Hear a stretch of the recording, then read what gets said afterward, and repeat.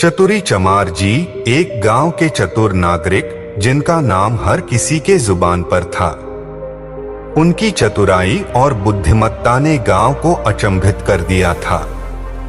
उनके पास कोई शिक्षा नहीं थी, परंतु उनकी चालाकी और समझ ने लोगों को वाह वाह करने पर मजबूर कर दिया था। आइए दोस्तों जानते हैं चतुरी चमार जी की कहानी को। दोस्तों, किसी गांव में एक चमार जी रहते थे। वह बड़ी ही चतुर थे, इसीलिए सब उन्हें चतुरी चमार कहा करते थे। घर में वह और उनकी स्त्री थी। उनकी गुजर बसर जैसे तैसे होती थी, इससे वे लोग हैरान रहते थे। एक दिन चतुरी जी ने सोचा कि गांव में रहकर तो उनकी हालत सुधरने से रही, तब क्यों न वह कुछ दिन के लिए शहर चले जाएं और वहां से थोड़ी कमाई कर लाएं। स्त्री से सलाह की तो उसने भी जाने की अनुमति दे दी। वह शहर पहुंच गए। मेहनती तो वह थे ही, सूझबूझ भी उसमें खूब थी। कुछ ही दिनों में उसने 100 रुपए कमा लिए। इसके बाद वह गांव को रवाना हो गए। रास्ते में घना जंगल पड़ता था। जंगल में डाकू रहते थे। चतुरी जी ने मन ही मन कहा कि वह रुपए ले जाएंगे तो डाकू छीन लेंगे। उसने उपाय खोजे। एक घोड़ी खरीदी और कुछ रुपए उसकी पूंछ में बांधकर चल दिए। देखते देखते डाकुओं ने उन्हें घेर लिया। बोले, बड़ी कमाई करके लाए हैं चतुरी जी, लाइए निकालिए रुपए। चतुरी जी ने कहा, रुपए मेरे पास कहाँ हैं? जो थे उससे यह घोड़ी खरीद लाया हूं। इस घोड़ी की बड़ी करामात है। मुझे यह रोज 50 रुपए देती है। इतना कहकर उन्होंने पूंछ में डंडा मारा कि खन-खन करके 50 रुपए निकल पड़े। डाकुओं का सरदार बोला, सुनिए भाई, यह घोड़ी आपने कितने में खरीदी है? चतुरी जी ने कहा, क्यों? उससे तुम्हें क्या? वह बोला, हमें रुपए नहीं चाहिए, यह घोड़ी दे दो। नहीं, चतुरी जी ने गंभीरता से कहा, मैं ऐसा नहीं कर सकता, मेरी रोजी की आमदनी बंद हो जाएगी। सरदार बोला, ये लीजिए, घोड़ी के लिए 100 रुपए। चतुरी जी ने और आग्रह करना ठीक नहीं समझा। रुपए लेकर घोड़ी उन्हें दे दी और गांव की ओर चल पड़े। घर आकर सारा किस्सा अपनी स्त्री को सुनाया। उसने कहा, हो न हो 2-4 दिन में डाकू यहाँ आए बिना नहीं रहेंगे, हमें तैयार रहना चाहिए। अगले दिन वह खरगोश के 2 एक से बच्चे ले आए। एक उन्होंने स्त्री को दिए। बोले, मैं रात को बाहर की कोठरी में बैठ जाया करूंगा। जैसे ही डाकू आए, इस खरगोश के बच्चे को यह कहकर छोड़ देना कि जा चतुरी जी को बुला ला, आगे मैं संभाल लूंगा। डाकुओं का सरदार घोड़ी को लेकर अपने घर गया और रात को आंगन में खड़ा करके पूंछ में डंडा मारा और बोला, ला रुपए। रुपए कहां से आते? उसने कस कसकर कई डंडे पहले तो पूंछ में मारे, फिर कमर में। घोड़ी ने लीद कर दी, पर रुपए नहीं दिए। सरदार समझ गया कि चतुरी जी ने बदमाशी की है, पर उसने अपने साथियों से कुछ भी नहीं कहा। घोड़ी दूसरे के यहाँ गई, तीसरे के यहाँ गई, उसकी खूब मरम्मत हुई, पर रुपए बेचारी कहाँ से देती। चतुरी जी ने उन्हें मूर्ख बना दिया, लेकिन इस बात को अपने साथी से कहे तो कैसे? उसकी हंसाई जो होगी। आखिर 5वें डाकू के यहाँ जाकर घोड़ी ने दम तोड़ दिया। तब भेद खुला। फिर सारे डाकू मिलकर एक रात को चतुरी के घर पहुंच गए। दरवाजा खटखटाया। चतुरी जी की घरवाली ने दरवाजा खोल दिया। सरदार ने पूछा, कहाँ हैं चतुरी जी? स्त्री बोली, वह खेत पर गए हैं। आप लोग बैठें। मैं अभी बुला देती हूँ। इतना कहकर उसने खरगोश के बच्चे को हाथ में लेकर दरवाजे के बाहर छोड़ दिया और बोली, जा रे चतुरी को फौरन बुला ला। क्षण भर बाद ही डाकुओं ने देखा कि चतुरी जी खरगोश के बच्चे को हाथ में लिए चले आ रहे हैं। आते ही बोले, आप लोगों ने मुझे बुलाया है। इसके पहुंचते ही मैं चला आया। वाह रे खरगोश। डाकू गुस्से में भरकर आए थे, पर खरगोश को देखते ही उनका गुस्सा। सरदार ने अचरज में भरकर पूछा, यह आपके पास पहुंचा कैसे? चतुरी जी ने कहा, यही तो इसकी तारीफ है। मैं 7वें आसमान पर हूं, तो वहां से भी बुला ला सकता है।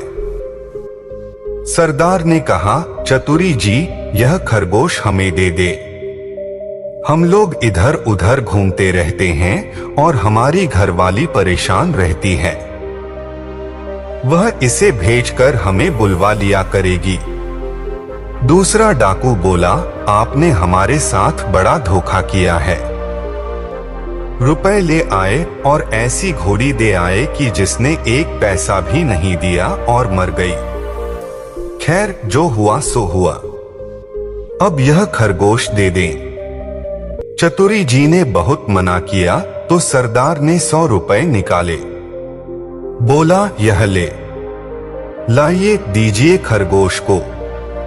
चतुरी जी ने रुपए ले लिए और खरगोश दे दिए। डाकू चले गए। चतुरी जी ने आगे के लिए फिर एक चाल सोची। उधर डाकुओं के सरदार ने खरगोश को घर ले जाकर अपनी स्त्री को दिया और उससे कह दिया कि जब खाना तैयार हो जाए तो इसे भेज देना। और वह बाहर चला गया। दोस्तों के बीच बैठा रहा। राह देखते देखते आधी रात हो गई, पर खरगोश नहीं आया, तो वह झल्लाकर घर पहुंचा और स्त्री पर उबल पड़ा। स्त्री ने कहा, तुम नाराज क्यों होते हो? मैंने तो घंटों पहले खरगोश को भेज दिया था। सरदार समझ गया कि यह चतुरी जी की शैतानी है। वे लोग तीसरे दिन रात को फिर चतुरी जी के घर पहुंच गए।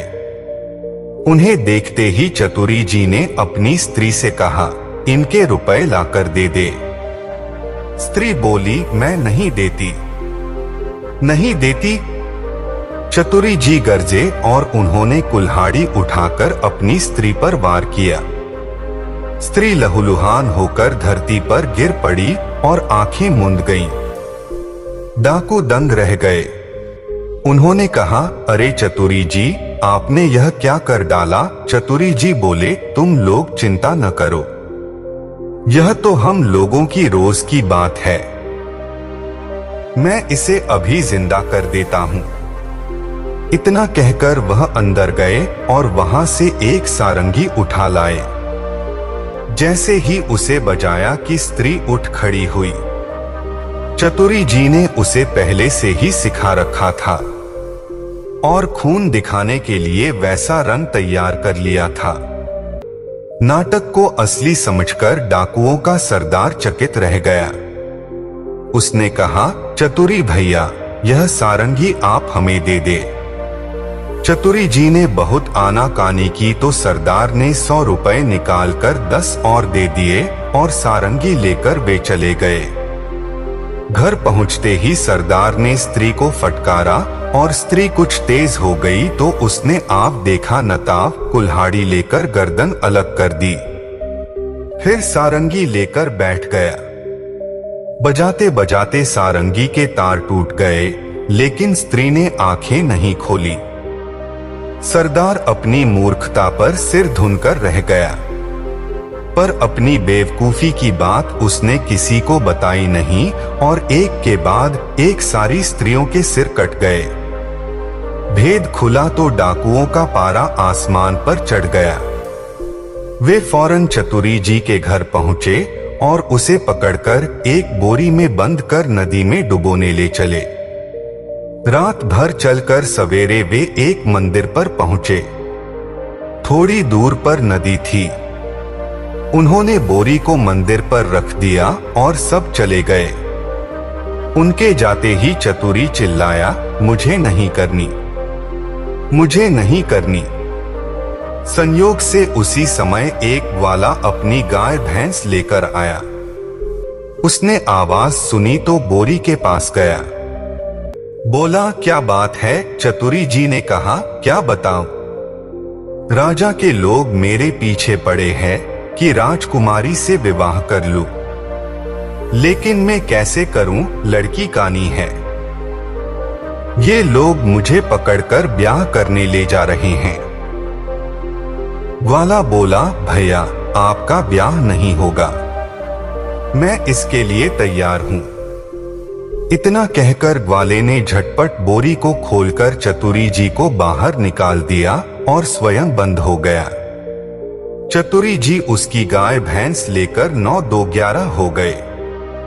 थोड़ी देर में डाकू आए और बोरी ले जाकर उन्होंने नदी में पटक दी। उन्हें संतोष हो गया कि चतुरी जी से उनका पीछा छूट गया, लेकिन लौटे तो रास्ते में देखते क्या हैं कि चतुरी जी सामने हैं। उन्हें अपनी आंखों पर विश्वास नहीं हुआ। पास आकर चतुरी से पूछा, क्या जी आप यहाँ कैसे? वह बोले, आप लोगों ने मुझे नदी में उथले पानी में डाला, इसलिए गाय भैंस ही मेरे हाथ पड़ी। अगर गहरे पानी में डाला होता तो हीरे जवाहरात मिलते। हीरे जवाहरात का नाम सुनकर सरदार के मुंह में पानी भर आया। बोला, भैया चतुरी आप हमें ले चले और हीरे जवाहरात दिलवा दे। चतुरी जी तो यह चाहते ही थे। वह उन्हें लेकर नदी पर गया। बोला, देखो जितनी देर पानी में रहोगे उतना ही लाभ होगा। तुम सब एक एक भारी पत्थर गले में बांध लो। लोभी क्या नहीं कर सकता। उन्होंने अपने गलों में पत्थर बांध लिए और एक कतार में खड़े हो गए।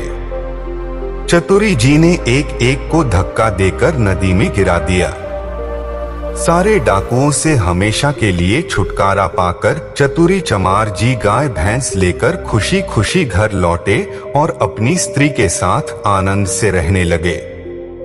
दोस्तों, चतुरी चमार जी की कहानी से हमें यह सीख मिलती है कि बुद्धिमानी और साहस से समस्याओं का समाधान निकाला जा सकता है। उन्होंने अपनी चालाकी और विवेक से डाकुओं को हराया।